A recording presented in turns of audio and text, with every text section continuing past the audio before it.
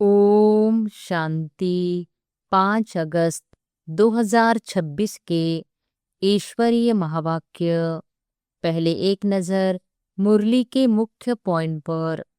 बाबा ने कहा, बाप की याद ही शक्ति का स्रोत है।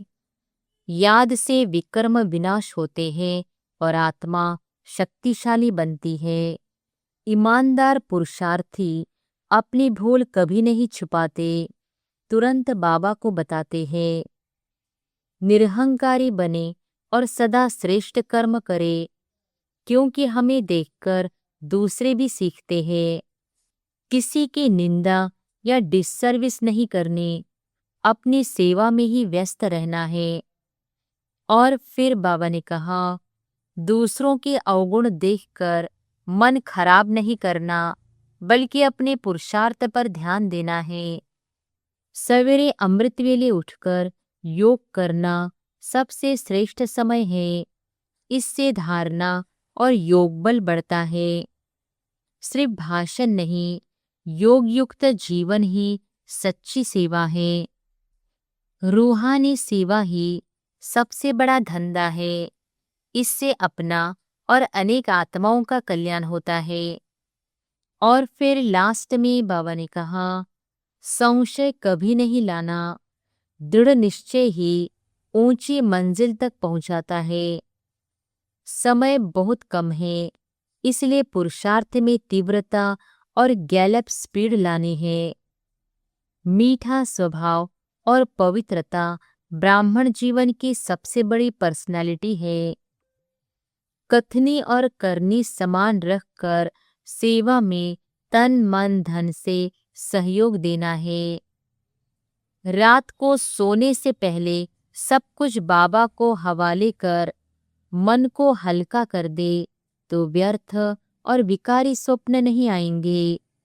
और अब सुनते हैं महावाक्यों को विस्तार से। मुरली का सार। मीठे बच्चे, तुम अपने योग बल से इस पुरानी दुनिया को परिवर्तन कर नया बनाते हो। तुम प्रकट हुए हो रूहानी सेवा के लिए। प्रश्न है, ईमानदार सच्चे पुरुषार्थी बच्चों की निशानियां क्या होंगी? उत्तर है, ईमानदार बच्चे कभी भी अपनी भूल को छुपाएंगे नहीं, फौरन बाबा को सुनाएंगे।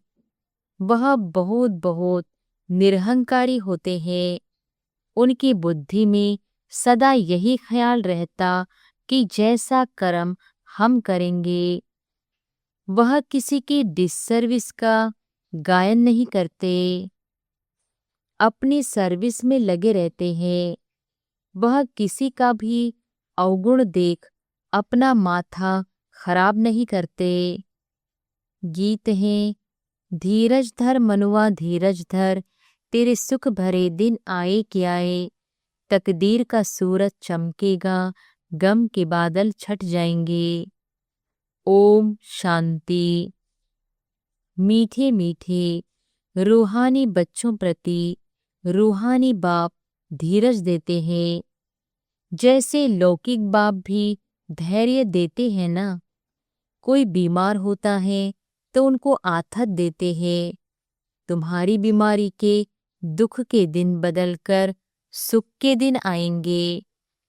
वह हद का बाप हद का धैर्य देते हैं। अब यह तो है बेहद का बाप, जो बच्चों को बेहद का धैर्य दे रहे हैं। बच्चे, अभी तुम्हारे सुख के दिन आ रहे हैं, बाकी यह थोड़े दिन है। अब तुम बाप की याद में रहे औरों को भी दिखलाओ।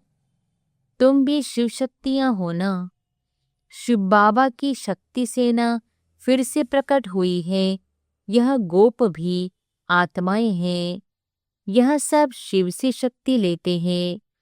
तुम भी शक्ति लेते हो। बाप ने समझाया है, इसमें कृपा व आशीर्वाद की कोई बात नहीं है। याद में रहे, शक्ति लेते जाओ।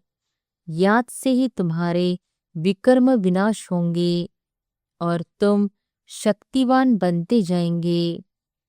शिव की शक्ति सेना इतनी सर्वशक्तिवान थी जो पुरानी दुनिया को पलट नया बना दिया।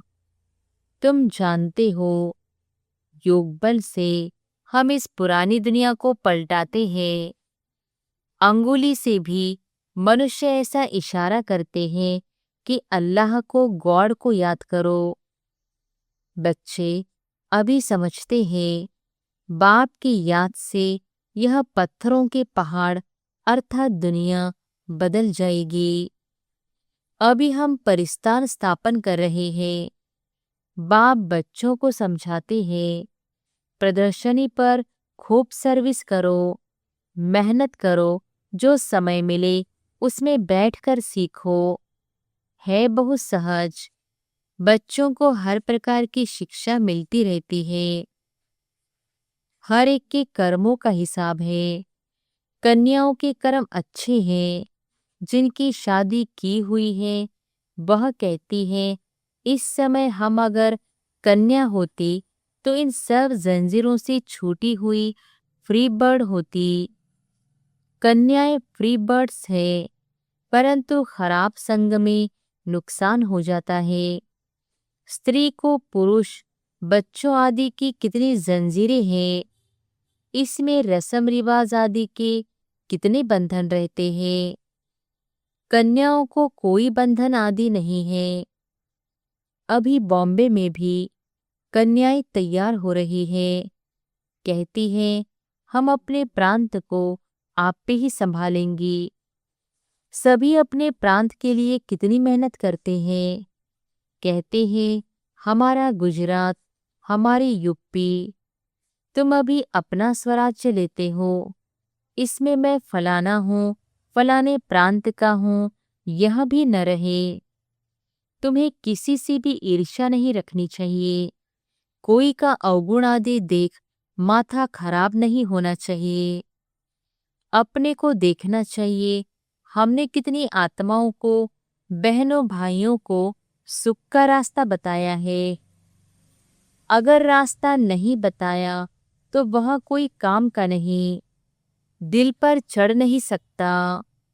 बाप दादा के दिल पर नहीं चढ़ा तो तख्त पर नहीं बैठ सकता। बाबा जानते हैं, कोई कोई बच्चे को सर्विस का बहुत शौक है, जरा भी देह का अभिमान नहीं है। कोई कोई तो बड़ा अहंकार में रहते हैं। समझते हैं अपने ऊपर नहीं, बाप पर कृपा की है। कभी भी किसके अवगुण को नहीं देखना चाहिए। फलाना ऐसा है, यह करते हैं। आजकल ऐसे भी सयाने हैं जो एक दो के डिससर्विस का गायन करते हैं। फलाना यह करता है, ये ऐसा है। अरे तुम अपनी सर्विस करो। ब्राह्मण बच्चों का काम है सर्विस में लग जाना। बाप बैठा है, बाप के पास सब समाचार आते हैं। हर एक की अवस्था को बाप जानते हैं। सर्विस देख महिमा भी करते हैं। बच्चों में सर्विस का जोश आना चाहिए। हर एक को अपना कल्याण करना है। इसे रूहानी सर्विस से वह धंधा आदि तो जन्म जन्मांतर करते आए। यह धंधा कोई विरला व्यापारी करे। बाप तरीका बहुत सहज समझाते हैं। सर्विस का कभी भी दूसरे की निंदा नहीं करो। ऐसे बहुत करते हैं। अच्छे अच्छे महारथियों को भी माया नाक से पकड़ लेती है। बाबा को याद नहीं किया तो माया पकड़ लेगी। बाप भी कहते हैं ना, मुझे साधारण तन में आया हुआ देख पहचान नहीं सकते हैं।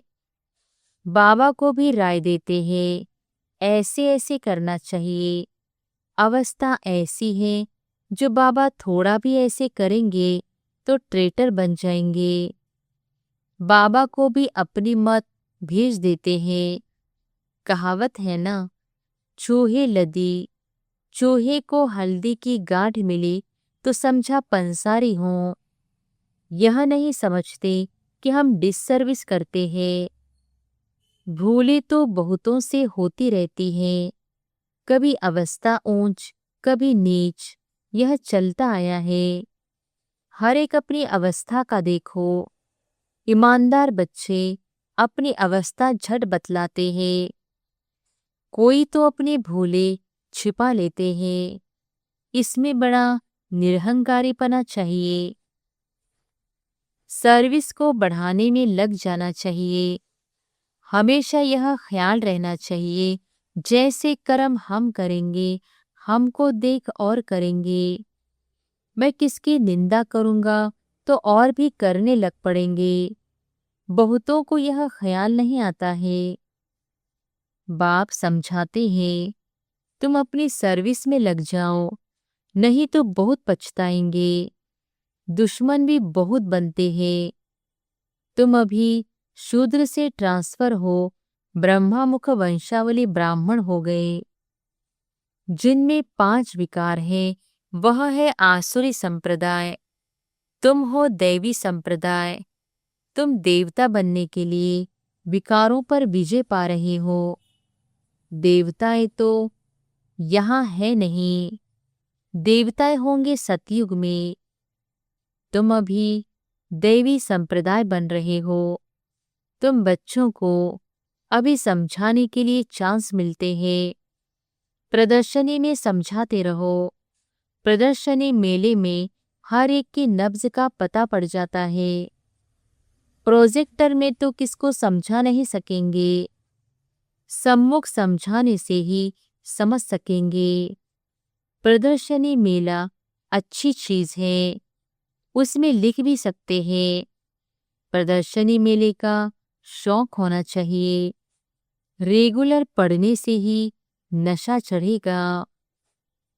बांधेली हो तो घर में रहते बाप को याद करती रहो तो विकर्म विनाश हो जाएंगे।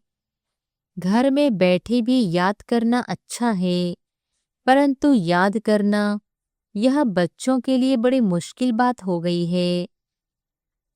बाप जिससे 21 जन्म का वर्षा मिलता है, उनको याद नहीं करते। अच्छे अच्छे भाषण करने वाले महारथी भी बाप को याद नहीं करते। न सवेरे उठ सकते हैं। उठते हैं तो उठने से झुटके खाते हैं। याद करने के लिए सवेरे का ही टाइम अच्छा है।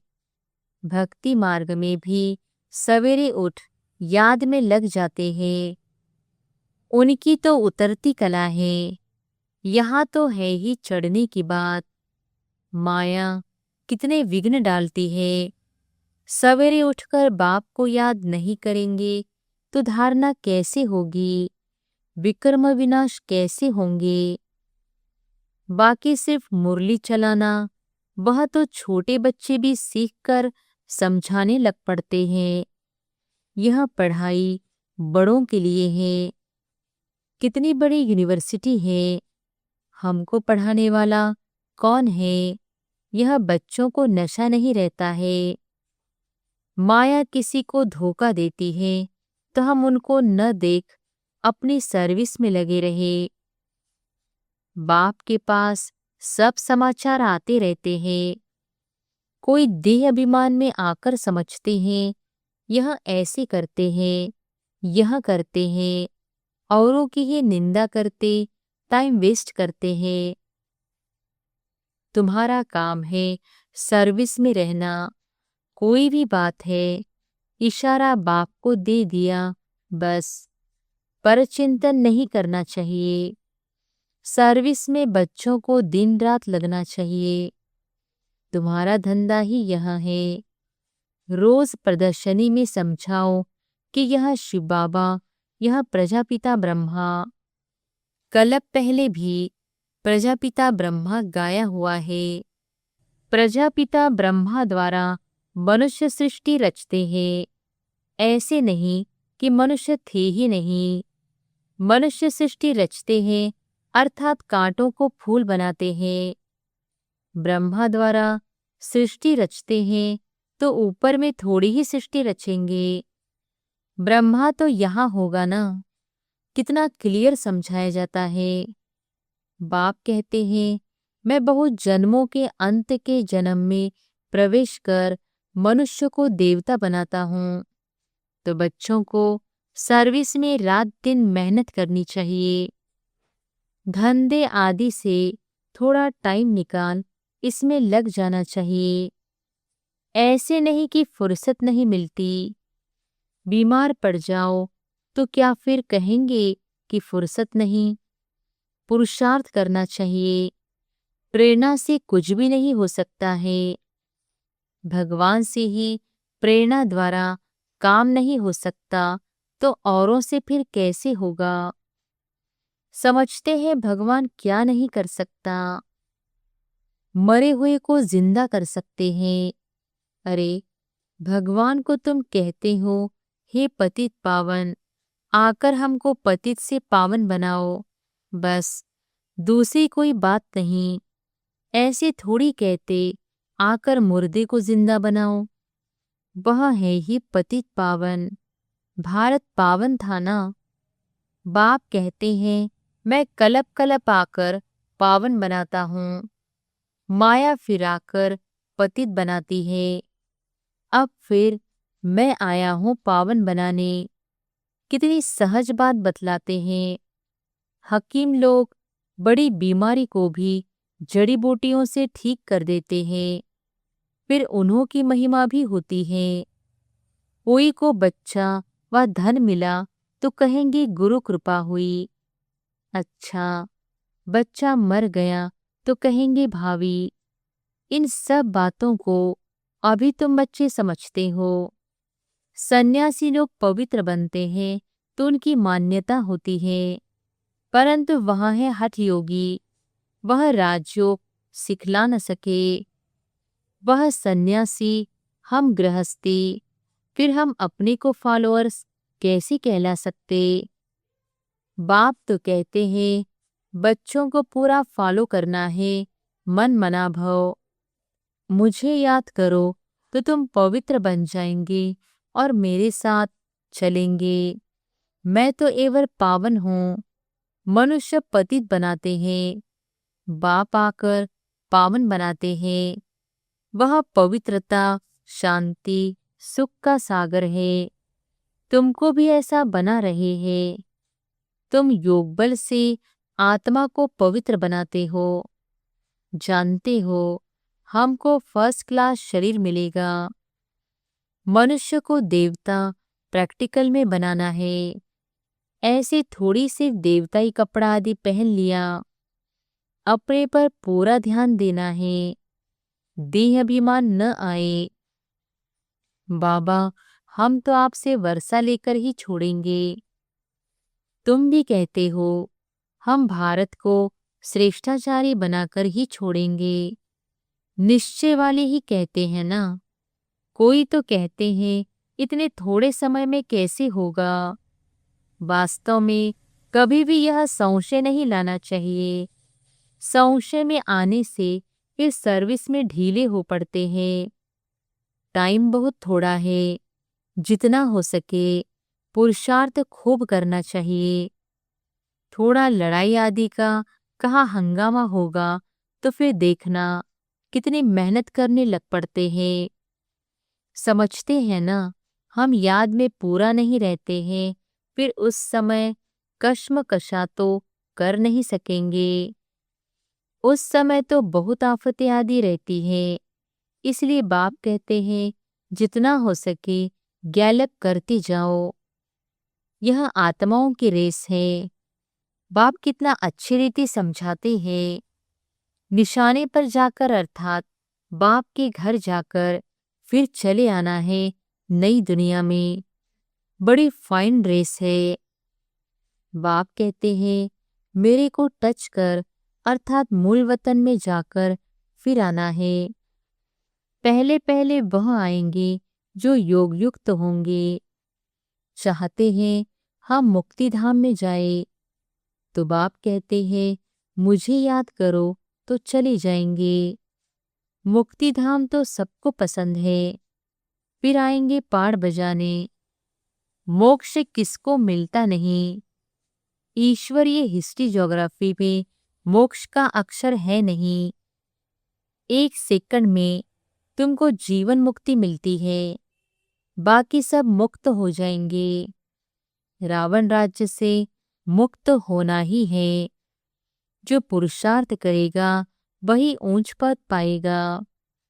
बच्चों को बड़ा मीठा बनना है, स्वभाव बड़ा मीठा चाहिए, क्रोधी नहीं बनना है। दुर्वासा का नाम है ना।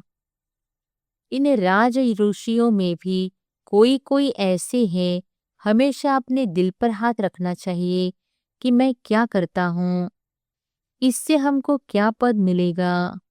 अगर सर्विस नहीं की, आप समान नहीं बनाया तो क्या पद मिलेगा। थोड़े में राजी नहीं होना है।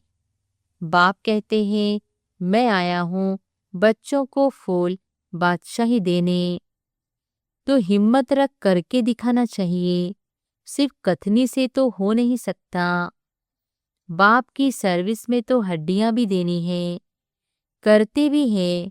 फिर कहाँ देह अभिमान आ जाने से नशा आ जाता और गिर पड़ते हैं। माया भी कम पहलवान नहीं है।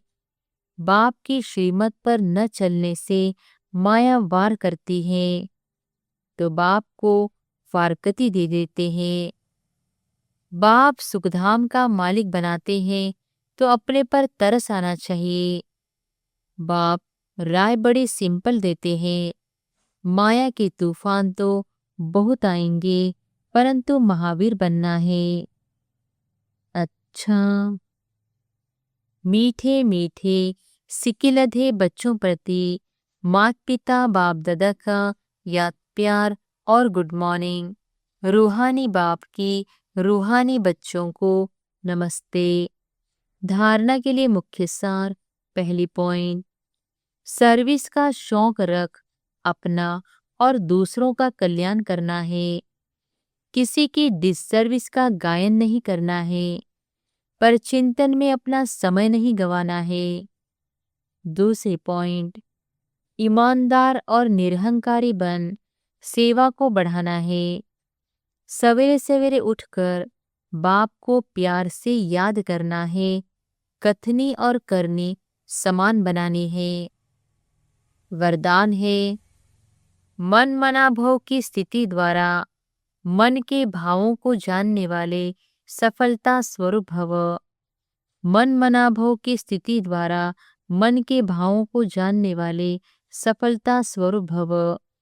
जो बच्चे मन मनाभव की स्थिति में स्थित रहते हैं, वह औरों के मन के भाव को जान सकते हैं।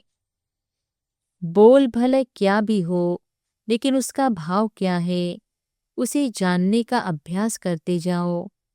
हर एक के मन के भाव को समझने से उनकी जो चाहना व प्राप्ति की इच्छा है वह पूरी कर सकेंगे। इससे वे अविनाशी पुरुषार्थी बन जाएंगे। फिर सर्विस की सफलता थोड़े समय में बहुत दिखाई देगी, और आप पुरुषार्थी स्वरूप के बजाय सफलता स्वरूप बन जाएंगे। स्लोगन है, सोते समय सब कुछ बाप हवाले कर खाली हो जाओ, तो व्यर्थ व विकारी स्वप्न नहीं आएंगे। सोते समय सब कुछ बाप हवाले कर खाली हो जाओ, तो व्यर्थ व विकारी स्वप्न नहीं आएंगे। ये अव्यक्त इशारे अपवित्रता के बीज को भी समाप्त कर संपूर्ण स्वच्छ पवित्र बनो। आप आत्माएं ब्राह्मण जीवन में ऐसे पवित्र बनते हो जो शरीर भी प्रकृति भी पवित्र बना देते हो। इसलिए शरीर भी पवित्र है तो आत्मा भी पवित्र है। संपूर्ण पवित्र अर्थात अपवित्रता का अंश मात्र भी न हो, क्योंकि जितनी पवित्रता है उतनी ब्राह्मण जीवन की पर्सनैलिटी है। अगर पवित्रता कम तो पर्सनैलिटी कम।